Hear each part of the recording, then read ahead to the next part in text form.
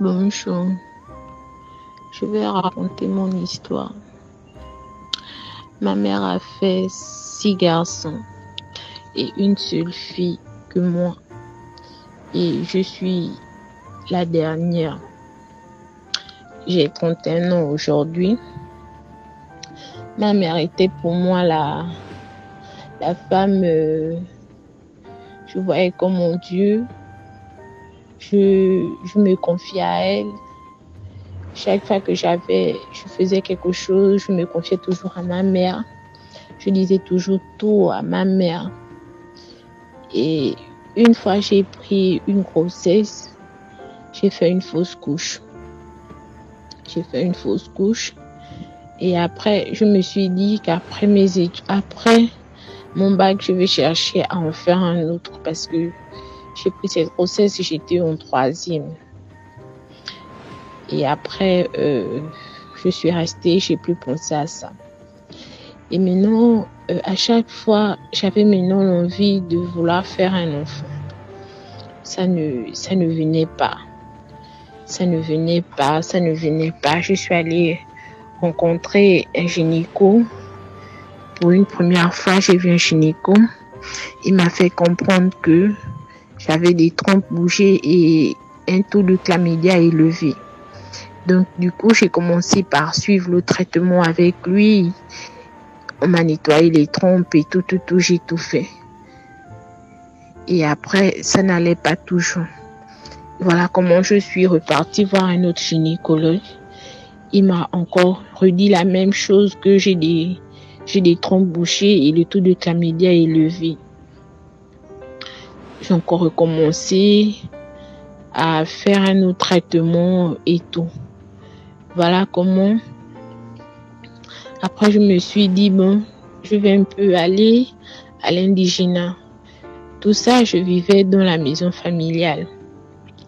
Je suis allée à l'indigénat, ils m'ont donné, la dame m'a donné un lavement à faire et puis un médicament pour boire aussi. Donc, j'ai commencé avec.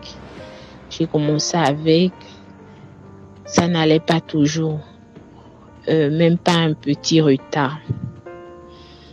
Et tout ça là, je racontais toujours à ma mère. Et c'est comme ça que une de mes belles-sœurs va me dire qu'il faut faire. Tu es déjà grande, c'est pas à tout que tu vas toujours raconter à ta mère. Bon, j'ai pas pris ça au sérieux.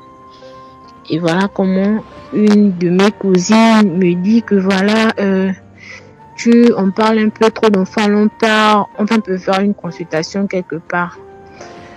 Quand je suis allée avec elle pour la consultation pour la première fois, le monsieur m'a dit que ma fille, tu n'as pas de problème. Il faut aller demander à ta mère tout simplement de libérer ton ventre. Bon, j'ai pas cru à cette histoire parce que je voyais pas ma mère faire ce genre de choses parce que c'est une femme qui était toujours contre le fait de faire du mal à un enfant.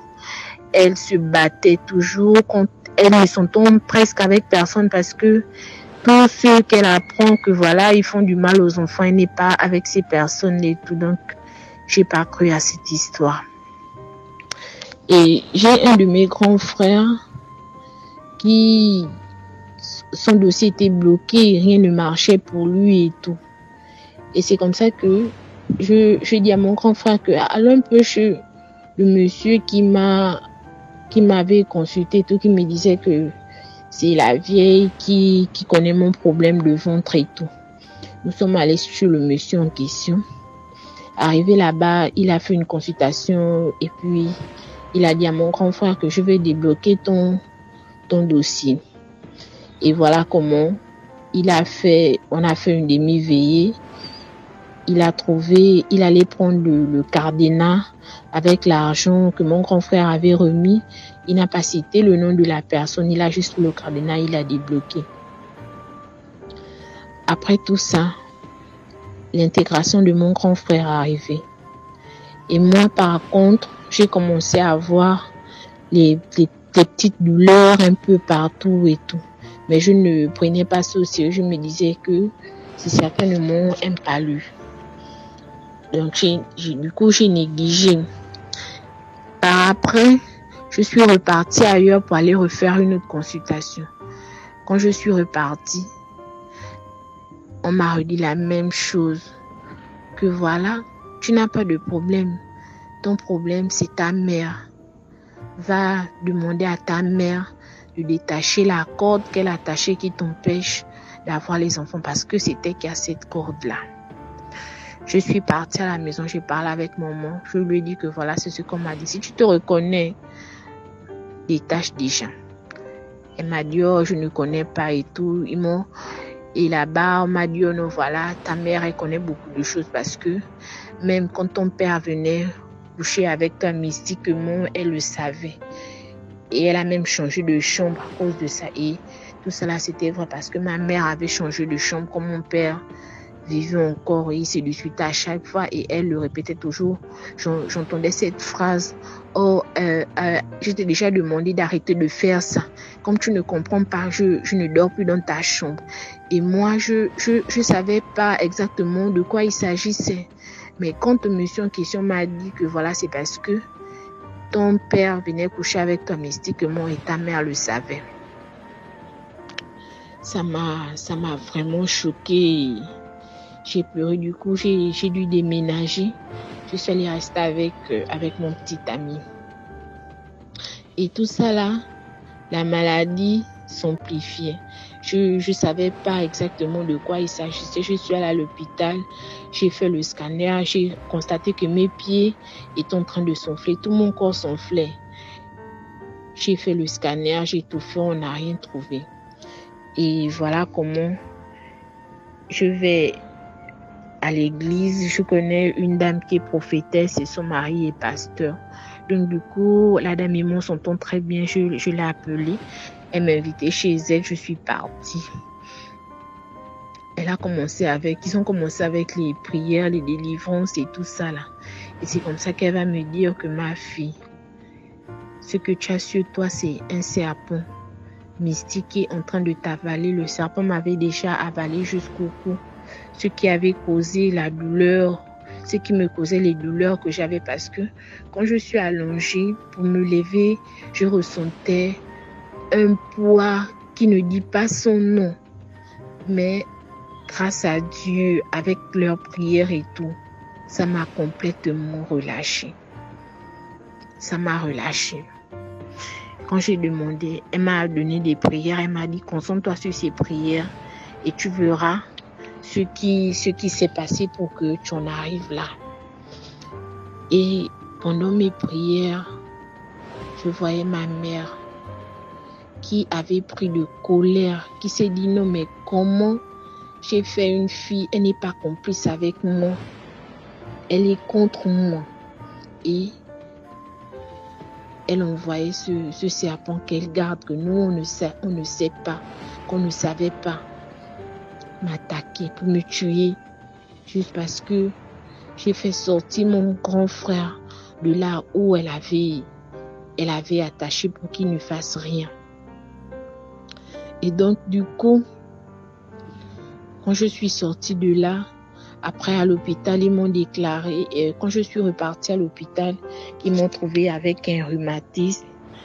Ils m'ont trouvé avec un rhumatisme, un problème au niveau des articulations.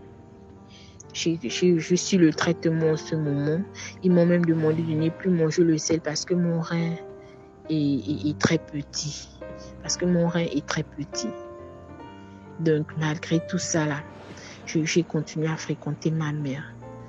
Et après, je vais raconter l'histoire à un de mes grands frères qui me dit, l'aîné, qui me dit non, ma petite, si je suis partie de la maison, c'est parce que j'avais constaté que ma vie n'allait pas. Et j'ai découvert que maman n'est pas celle qu'on dit être, que notre mère couchait avec lui mystiquement.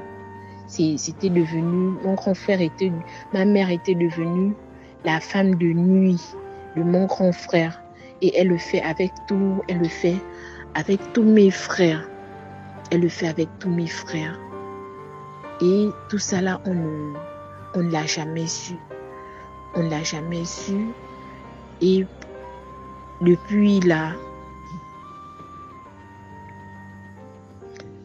et depuis cette histoire, je n'arrive plus à me retrouver. Je sais plus qui je suis. Je me pose des questions. Et puis bon, voilà. Et un jour, mon grand frère a décidé de prendre quelqu'un pour venir un peu regarder ce qui se passe chez nous. Et c'est comme ça que ce monsieur vient avec leurs pratiques et tout. Il rentre dans le plafond de notre maison familiale. Il sort de là avec un paquet. Et dans ce paquet, il y avait une tête énorme d'un serpent. Une tête énorme d'un serpent. Il y avait une corde attachée. Une corde où il y avait 7 attaches. Donc 7 enfants que nous sommes. Et un caméléon. Il y avait des cardinats, de l'argent, une peau de panthère, des balles de fusil. Donc tout ça là dans un paquet. On était choqués. On a demandé à ma mère qu'est-ce qui se passe. Jusqu'à présent, elle ne l'a jamais reconnu. Jusqu'à présent, elle ne l'a jamais reconnu. Et à chaque fois que je fais mes prières, je vois toujours ma mère en train de me donner un serpent. Elle me donne toujours un serpent. Et la grâce est que je refuse toujours. Je refuse. Et donc, avec des prières et tout, j'ai pu mettre une barrière à cela. Je ne la vois plus dans mes rêves. Je ne la vois plus dans mes rêves. Et le jour où je suis partie pour aller je me suis disputée avec elle. Quand je suis revenue de là-bas, mes pieds étaient bien enflés. Mais malgré ça, c'est ma mère. J'ai de l'amour pour elle. Je l'aime malgré le fait qu'elle m'empêche de concevoir. Et je suis allée, quand je suis partie, elle me raconte que voilà, je suis partie voir le monsieur qui était venu enlever les trucs ici, là. Et bizarrement, le serpent en question est revenu à la maison. J'ai directement compris que c'est elle qui allait le chercher parce que c'est sa propriété. Et depuis ce jour, je suis partie de chez elle. Je suis restée chez mon amie. Je suis là. Et depuis que je mets pas pied chez elle, je me sens bien. Je n'ai plus de malaise comme à chaque fois quand j'y vais. Quand je reviens, soit il y a un palu qui m'attaque ou ce sont les pieds qui sont enflés. Bon, c'est un peu mon histoire. C'est ce que je vis actuellement. C'est très choquant. Je n'ai même pas de mots parce que ça me fait mal. J'ai failli me donner la mort, mais j'ai supporté. Que ma propre mère m'empêche de concevoir. Elle couche avec ses enfants mystiquement. Vraiment, c'est vraiment terrible. Et tous mes grands frères racontent la même histoire.